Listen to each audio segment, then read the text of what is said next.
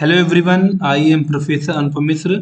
Today we'll be discuss about Pharmaceutics Unit 5 D Farm First Year. आज हम सभी एक नए टॉपिक के बारे में डिस्कस करेंगे जिसका नाम है टैबलेट। टैबलेट को डिस्कस करने के पहले हम पढ़ते हैं डोजेज फॉर्म क्या होता है। Dosage form means the final dosage form in which a pharmaceutical product will be administered to a human or animals. Dosage form का मतलब होता है जिसमें फार्मास्यूटिकल प्रोडक्ट को इस तरीके से बनाया जाए, एक ऐसा रूप दिया जाए ताकि कोई भी पर्सन, चाहे वो इंसान हो चाहे वो जानवर हो, उस दवा को आसानी से खा सके। कहने मतलब ये है कि कोई भी पाउडर है उसको ऐसा रूप दिया जाए, चाहे उसको सिरप का रूप दिया जाए, चाहे इसको टैबलेट का रूप दिया जाए, चाहे इसको पाउडर रूप दिया जाए, मीन्स उस पाउडर को कोई भी ऐसा रूप दे दिया जाए फाइनली कंप्लीटली, ताकि कोई भी उसको आसानी वे में खा सके और उस दवा को उसको खाने में कहीं कोई दिक्कत ना आए। Doses form classify into 3 types. Doses form को बेसिकली 3 भागों में बांटा गया है। पहला है सॉलिड डोजेज फॉर्म, दूसरा है लिक्विड डोजेज फॉर्म एंड तीसरा है सेमी सॉलिड डोजेज फॉर्म। जो ये तीनों फॉर्म है मीन्स दवाओं के रूप है, मीन्स एक ही पाउडर को हम कन्वर्ट कर देते हैं सॉलिड में, उसी पाउडर को हम कन्वर्ट कर देते हैं लिक्विड में, और उसी पाउडर को हम कन्वर्ट कर देते हैं सेमी सॉलिड डोज फॉर्म में। मीन्स हमारा जो मीडियम है, जो हमारा पाउडर है वो एक ही है, बस उसका हम रूप चेंज कर देंगे। मीन्स ऐसा रूप उसको हम कर देंगे ताकि कोई भी पर्सन, कोई भी आदमी, कोई बच्चा, कोई बूढ़ा आराम से उस दवा को खा सके और उसे खाने में कहीं कोई दिक्कत ना आए। जैसे मान लीजिए कोई आदमी है, वो कहता है कि मैं टैबलेट नहीं खाता हूँ, उसको खाने से में वोमिटिंग होती है, हमें दिक्कत होती है, तो वही दवा को हम सिरप फॉर्म में दे देंगे, है ना। तो मीन्स कहने मतलब होता है कि दवा हमारा वही एपीआई वही है, केवल उसको रूप बदल दिए, उसी को हम बोलते हैं डोजेज फॉर्म। अब आते हैं फर्स्ट में सॉलिड डोजेज फॉर्म में। ये 2 प्रकार के होते हैं, पहला है यूनिट एंड सेकंड है बल्क। यूनिट में आते हैं हम, पहला क्या है tablet, capsule, powder and pills. ये जो चारों हैं इसको हम कहते हैं यूनिट डोजेज फॉर्म। इधर आते हैं बल्क। बल्क जो होते हैं वो 2 प्रकार होते हैं, इंटरनल एंड एक्सटर्नल। इंटरनल में क्या आता है fine powders and granules, and external में क्या आता है dusting powders, insufflation, dentifrices, snuffs and ear powders, ये आते हैं एक्सटर्नल में। आगे आते हैं लिक्विड डोजेज फॉर्म में। ये बेसिकली 2 प्रकार के होते हैं, पहला है बाईफेजिक एंड दूसरा है मोनोफेजिक। बाईफेजिक 2 प्रकार के होते हैं, इमल्सन एंड सस्पेंशन। मोनोफेजिक भी 2 प्रकार के होते हैं, इंटरनल एंड एक्सटर्नल। इंटरनल के असर में क्या होता है syrup, elixir, linctus, drops, and external क्या होते हैं liniments, gargles, spray, eye drops, nasal drops, ये सब क्या है आपके external monophasic liquid dosage form है। अब इधर आते हैं थर्ड हमारा सेमी सॉलिड डोजेज फॉर्म। ये भी हमारे 2 प्रकार के होते हैं, इंटरनल एंड एक्सटर्नल। इंटरनल क्या है सपोजिटरीज एंड पेसराइज, एंड एक्सटर्नल का है आइंटमेंट्स, क्रीम, पेस्ट एंड जेली। ये सारे हमारे डोजेज फॉर्म हैं। मीन्स जो भी हमारी दवा होती है, दवा को हम किस किस रूप में कन्वर्ट कर सकते हैं। मीन्स एक ही दवा को, मीन जैसे मान लीजिए पाउडर है, तो पाउडर को हम किस किस रूप में कन्वर्ट कर सकते हैं। एक ही पाउडर को हम सिरप में कन्वर्ट कर सकते हैं, एक ही पाउडर को हम इमल्सन में कर सकते हैं, उसी पाउडर को हम सस्पेंशन में कन्वर्ट कर सकते हैं, उसी पाउडर को हम कैप्सूल में कर सकते हैं, उसी पाउडर को हम टैबलेट में कन्वर्ट कर सकते हैं। मीन्स उस पाउडर को किसी भी इंसान को खाने के लिए हम किसी भी प्रकार का या कोई भी रूप उसको दे सकते हैं, ताकि कोई भी इंसान, कोई भी जानवर उस पाउडर रूपी दवा को, चाहे वो सिरप फॉर्म में हो, चाहे टैबलेट फॉर्म में हो, चाहे लिक्विड फॉर्म में हो, उस दवा को आसानी से वो खा सके। उसी को हम बोलते हैं doses form. Solid doses form. Solid dosage form are most important dosage form for pharmaceutical, which contain a unit dose of one or more drug. Solid doses form बहुत ही इंपॉर्टेंट डोजेज फॉर्म होती है हमारे pharmaceutical के लिए, जिसमें जो भी दवा हम बनाते हैं वो सिंगल डोज में बनाते हैं और उन सिंगल डोज में एक या एक से अधिक एपीआई होते हैं। जैसे कोई एक टैबलेट है तो उस टैबलेट में या तो एक ही एपीआई होगा या तो एक से अधिक होगा। जैसे एक टैबलेट में पैरासिटामॉल है, एसिक्लोफेनेक है, सिरेसियो है, तो मीन्स कई एपीआई को हम इकट्ठा करके उसका हम एक ही मेडिसिन बनाते हैं ताकि कोई भी आदमी या जानवर उसको आराम से खा सके। Methods of granulation. किसी भी टैबलेट को बनाने के लिए उसको ग्रेनुलेशन की आवश्यकता होती है। तो ये बेसिकली ये 3 प्रकार के होते हैं। पहला है वेट ग्रेनुलेशन। ये होता क्या है? इसमें आपको ज़्यादा डिटेल में नहीं पढ़ना है, बस हमको मालूम होना चाहिए कि आखिर ये होता कैसे और कैसे हम बनाते हैं, क्योंकि आपके सिलेबस में ये सब नहीं है। क्या होता है वेट ग्रेनुलेशन? किसी भी टैबलेट को बनाने के लिए हमें पाउडर की आवश्यकता होती है और पेस्ट की आवश्यकता होती है। पेस्ट इन द सेंस पानी या स्टार्च वगैरह हो, तो उसको हम बाइंड करके किसी भी पाउडर को पहले बाइंडिंग करते हैं पानी द्वारा, फिर उसको हम सिफ्टिंग करते हैं, फिर ड्राइंग करते हैं, फिर इसको मिलिंग करते हैं, फिर इसको हम लुब्रिकेशन करते हैं, फिर बनाते हैं उसकी हम टैबलेट। तो उसी को बोलते हैं वेट ग्रेनुलेशन। दूसरा है ड्राई ग्रेनुलेशन। इसमें क्या होता है? किसी भी पाउडर को लाते हैं, उसको हम सुखाते हैं और सुखाने के बाद उसको हम बना देते हैं टैबलेट, उसे बोलते हैं ड्राई ग्रेनुलेशन। तीसरा आता है डायरेक्ट कंप्रेशन। इसमें क्या होता है? हम कोई भी एपीआई को लाए, कोई सामान कोई पाउडर को ले आए और तुरंत उसको हमने बना दिया टैबलेट, उसी को बोलते हैं डायरेक्ट कंप्रेशन। तो आप लोगों को ये मालूम हो गया होगा। अब आगे आते हैं जो हमें पढ़ना है टैबलेट। ये क्या होती है?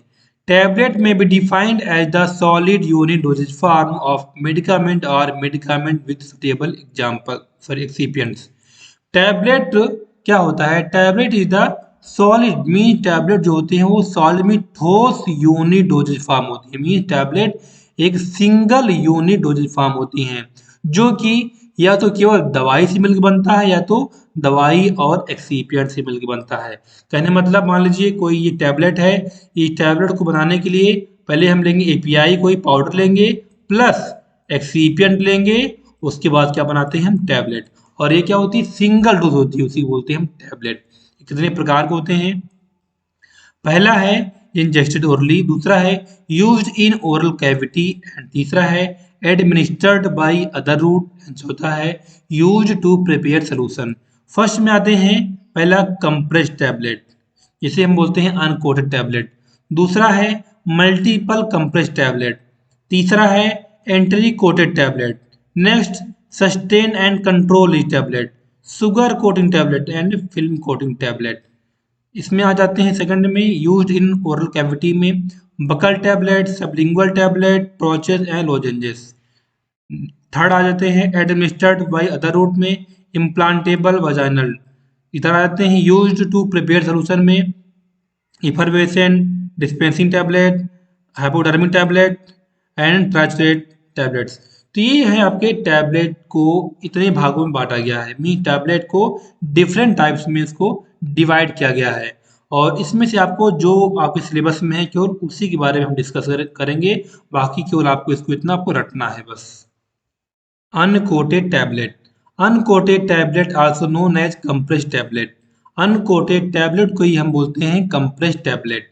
Unquoted tablet are form by compression of active pharmaceutical with excipient. Just compression के बाद जो टैबलेट निकलती हैं हम उसी को बोलते हैं अनकोटेड टैबलेट। और जो ये टैबलेट्स होती हैं वो एपीआई और एक्सिपिएंट से मिलकर के बनी हुई होती हैं।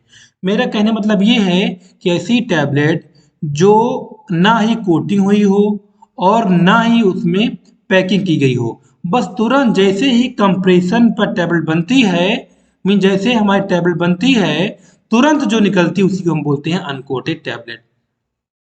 Uncoated tablet disintegration time not more than 15 minute. जो अनकोटेड टैबलेट होती हैं उनका घुलने का जो समय होता है वो 15 मिनट से ज़्यादा नहीं होना चाहिए। मीन्स 15 मिनट के अंदर वो टैबलेट घुल जानी चाहिए। कौन कौन से एग्जाम्पल्स हैं? Chewable tablet, effervescent tablets. ये जो होती हैं टैबलेट्स ये अनकोटेड टैबलेट होती हैं। Coated tablets.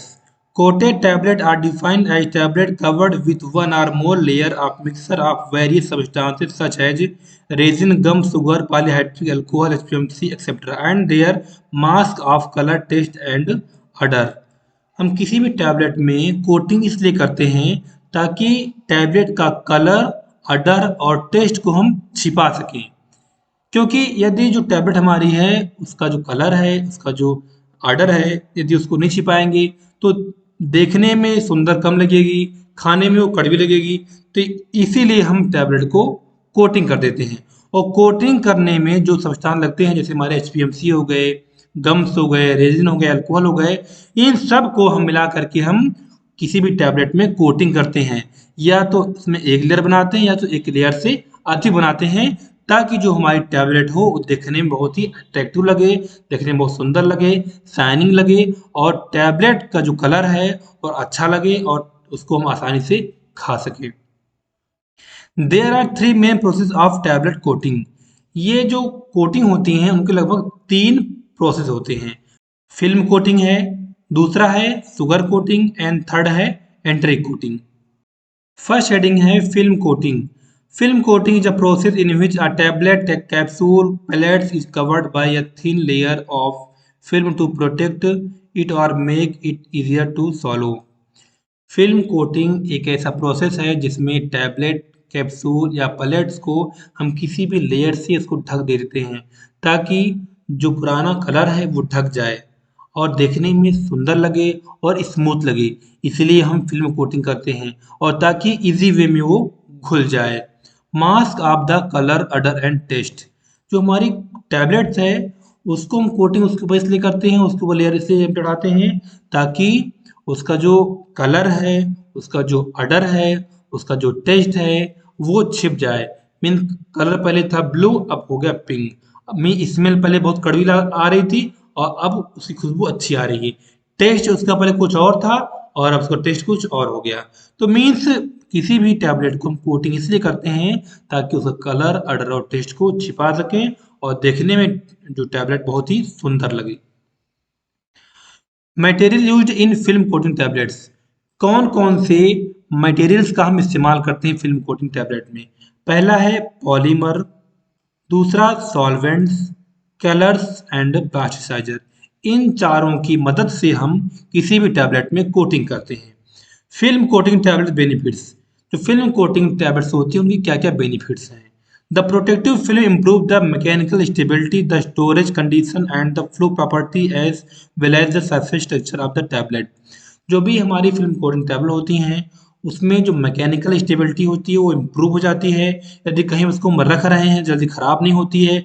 उसकी जो फ्लो प्रॉपर्टी होती है बहुत अच्छी हो जाती है और उसका जो सरफेस है बहुत स्मूथ हो जाता है, बहुत शाइनिंग हो जाती है और टैबलेट दिखने में बहुत सुंदर लगती है। तो फिल्म कोटिंग टैबलेट की बहुत सारे बेनिफिट हैं क्योंकि ऐसी ऐसी कोई नॉर्मल कोई टैबलेट होगी तो वो क्या होगा, उसका में से पाउडर निकलेगा, लेकिन जब कोटिंग हो जाएगी तो पाउडर फिर नहीं दिखेगा और उसको हम आराम से खाएंगे टैबलेट को तो वो टैबलेट हमारी कड़वी नहीं लगेगी और अच्छे से हमारे बॉडी में वो घुल जाएगी। इसलिए हम करते हैं फिल्म कोटिंग टैबलेट। नोट क्या है, क्या इसकी इंपॉर्टेंट है, क्यों करते हैं हम? Disintegration time not more then 30 minute of film coating tablets. Means जो हमारी फिल्म कोटिंग टैबलेट्स है इसका जो घुलने का समय है 30 मिनट से ज़्यादा नहीं होना चाहिए। Means film coating tablet 30 minute के अंदर अंदर टैबलेट घुल जानी चाहिए। एग्जाम्पल क्या है, इसके एग्जाम्पल कौन कौन से हैं? Diclofenac, potassium, aceclofenac. वैसे बहुत सारे एग्जाम्पल्स हैं लेकिन 2 एग्जाम्पल यहाँ दिया गया है। सेकेंड हेडिंग है sugar coating tablets. A sugar coated tablet may taste sweeter than a film coated tablet. जो सुगर कोटिंग टैबलेट्स होती हैं वो फिल्म कोटिंग टैबलेट से ज़्यादा मीठी होती हैं। The hard coating on a sugar coated tablet is similar to the sweet coating on some candies. ये जो टैबलेट्स होती हैं फिल्म कोटिंग टैबलेट्स ये बहुत ही हार्ड कोटिंग होती है। कहने मतलब ये है कि जो फिल्म कोटिंग होती है वो बहुत ही मतलब इजी वे में कोटिंग होती है, लेकिन जो फिल्म ये शुगर कोटिंग जो होती है इसकी कोटिंग जो उसकी लेयर होती है बहुत हार्ड होती है। A sugar coated tablet is a coated with sugar to diffuse the taste. और ये जो शुगर कोटिंग टैबलेट्स होती हैं ये बहुत मीठी लगती है। में जब हम खाते हैं तो उसमें बहुत मिठास होती है और ये मॉइस्चर बैरियर होते हैं। और ये जो टैबलेट्स होती हैं इनको हम बहुत लंबे समय तक कोटिंग करते हैं। No disintegration time not more than 60 minute of sugar coating tablet.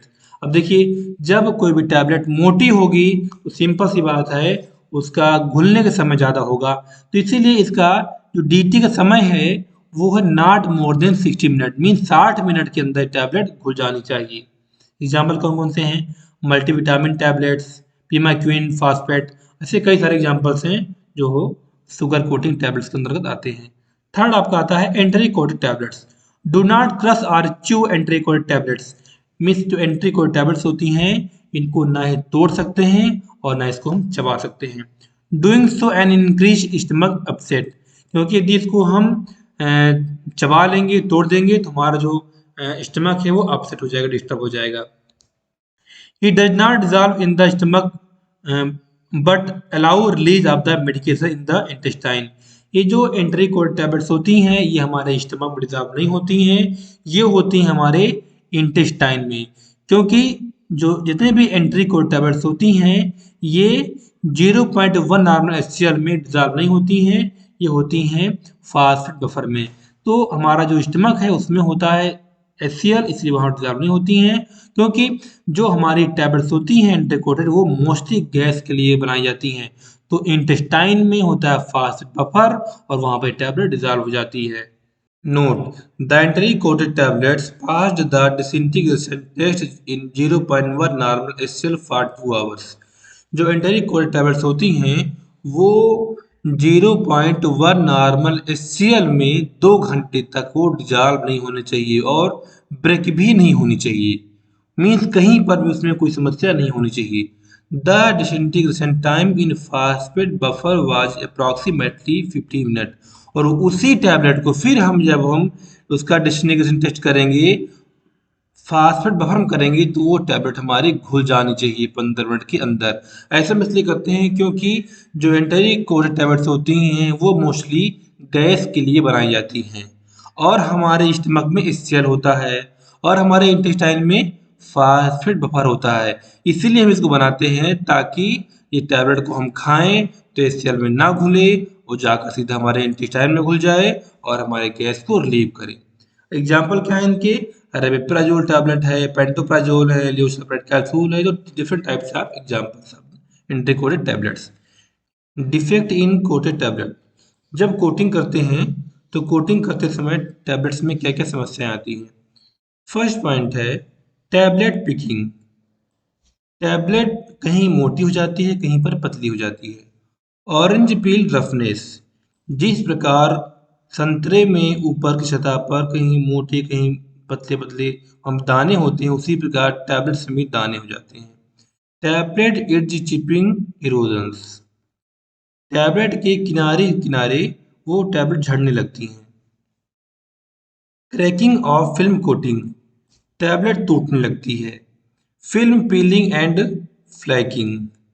Tablets की बाहर सतह पर वो टूटने लगती है। Tablet breakage. टैबलेट बीच से वो ब्रेक होने लगती है। Tablet to tablet colour variable. किसी टैबलेट का कलर लाइट होता है, किसी डार्क होता है। Tablet twinning. टैबलेट के बीच से वो फटने लगती है। तो ये 8 कंडीशंस हैं जिसकी वजह से हमारी कोटिंग टैबलेट खराब हो जाती है और उसको हम रिजेक्ट कर देते हैं। Various modified tablet. फर्स्ट इसमें sustain release tablet. Modified release dosage is a mechanism that delivers a drug with a delay after its administration or for a prolonged period of time or to a specific target in the body. Sustained release जो tablets होती हैं इनका हमारे body में बहुत लंबे समय तक इनका एक्शन होता है। Also referred to as prolonged release, इनको हम प्रोलॉन्ग रिलीज भी कहते हैं। मीन जो सस्टेन रिलीज होती है इन्हीं को हम बोलते हैं प्रोलॉन्ग रिलीज बोलते हैं, इन्हीं को बोलते हैं स्लो रिलीज बोलते हैं, इन्हीं को बोलते हैं sustain action, prolonged action and extended release. मतलब सस्टेन रिलीज को हम इनको कई नामों से हम जानते हैं। Note sustain release tablet half life in the range of 2 to 8 hours. इसका जो हाफ लाइफ होता है वो 2 से 8 घंटे होता है। इनके एग्जाम्पल्स हैं acebrophylline, morphine, aceclofenac. Advantage of sustained drug delivery system, reduced seesaw fluctuation, हमारे बॉडी में ड्रग का फ्लक्चुएशन बहुत कम हो जाता है। Total amount of dose decrease, तो टोटल अमाउंट होता है टैबलेट्स का, जो टैबलेट्स हम दिन भर में 3 बार खाते थे, इसको हमें एक बार ही खानी पड़ेगी।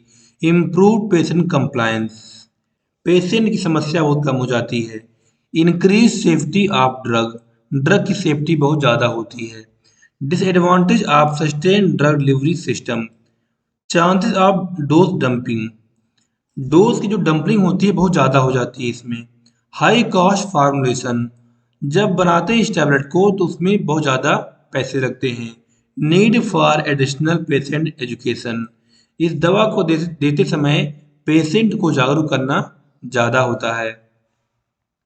Reduce potential for accurate dose adjustment, सटीक खुराक समायोजन के लिए कम क्षमता होती है।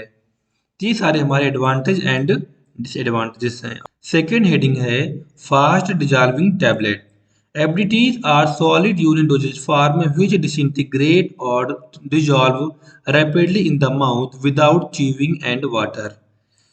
फास्ट डिजॉल्विंग टैबलेट एक सॉलिड यूरिन डोजेज फॉर्म होती है। इन टैबलेट को खाने के लिए हमें ना ही पानी की आवश्यकता होती है और ना ही चबाने की आवश्यकता होती है। बस इस टैबलेट को अपने माउथ में रखें और तुरंत विद इन सेकेंड में वो डिजॉल्व हो जाती है। इसके एग्जाम्पल हैं ondansetron, montelukast, nimesulide etcetera. Criteria for fast dissolving tablets, not required water to swallow, इन टैबलेट को खाने के लिए हमें पानी की आवश्यकता नहीं पड़ती है। Disintegration in the mouth in matter of second, ये हमारे माउथ में विद इन सेकेंड में डिजॉल्व हो जाती हैं। Be compatible with taste masking, इन टैबलेट को टेस्ट मास्क हो जाता है। Have a pleasant mouth feel, और इन टैबलेट को खाने से हमारे माउथ का जो टेस्ट होता है बहुत अच्छा फील होता है। Benefits of first dissolving tablets, administered without water any time, in tablet को हम बिना पानी खा सकते हैं और कभी भी किसी भी समय खा सकते हैं। एंड इंक्रीज बायो अवेलेबिलिटी, इनकी बायो अवेलेबिलिटी बहुत ज़्यादा होती है। रैपिड डिसोल्यूशन, ये टैबलेट बहुत जल्दी घुल जाती हैं। Stability for longer duration of time, in stability बहुत लंबे समय तक होती है। थर्ड हेडिंग है multi layer tablets, bilayer tablets, sometimes called double layer tablets, are newer technology for the development of controlled leaf formation। Multi layer tablets को हम बोलते हैं बायलेयर टैबलेट्स और इसी को बोलते हैं डबल लेयर टैबलेट्स। ये एक नई टेक्नोलॉजी है जिनको हम कंट्रोल लीफ फॉर्मेशन बनाने के लिए इसका हम इस्तेमाल करते हैं। They have a combination of 2 or more active pharmaceutical ingredient in a single doses form, ये मल्टीलेयर टैबलेट जो होती हैं वो सिंगल डोज फॉर्म होती हैं जिनको बनाने के लिए हम एक या एक से अधिक एपीआई साल्ट का हम इस्तेमाल करते हैं। Nowadays the use of bilayer tablets is growing, आज के ज़माने में इनकी बहुत ज़्यादा डिमांड है। इनके एग्जाम्पल्स क्या क्या हैं? Salbutamol, diclofenac sodium, metformin hydrochloride etcetera. आप यहाँ फिगर में देख रहे हैं बाइलेयर टैबलेट है, ये ट्राई लेयर है, ये 4 लेयर है। मीन्स डोजेज फॉर्म सिंगल है, ये सिंगल है, ये एक ही है, लेकिन इसमें लेयर एक ये है और एक ये है।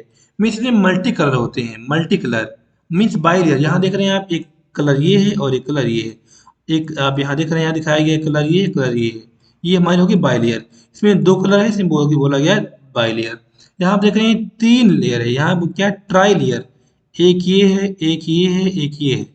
इसमें यहाँ आप देख रहे हैं एक ये हमारा है, एक ये लेयर है और एक ये लेयर है। तो 3 लेयर को मिलाकर क्या हो गई? ये ट्राई लेयर हो गई। यहाँ पर देख रहे हैं आप 4 लेयर है, 1 2 3 4, इन 4 लेयर को मिलाकर इसमें 4 एपीआई, एक एपीआई ये है, एक ये एपीआई है, इसमें एक ये एपीआई है, एक ये एपीआई है। इसमें चारों एपीआई को मिला करके और अलग अलग कलर से इसको बनाया गया है और चारों मिलाकर तो एक टैबलेट बनाई गई है। तो ये एक ही डोजेज फॉर्म है, बस में अलग अलग कलर को ऐड कर दिया गया है ताकि देखने में सुंदर लगे, और इसमें अलग अलग एपीआई है। इसी को हम बोलते हैं मल्टी लेयर टैबलेट, या इसी को हम बोलते हैं बाई लेयर टैबलेट, या इसी को बोलते हैं हम डबल लेयर टैबलेट। ओके।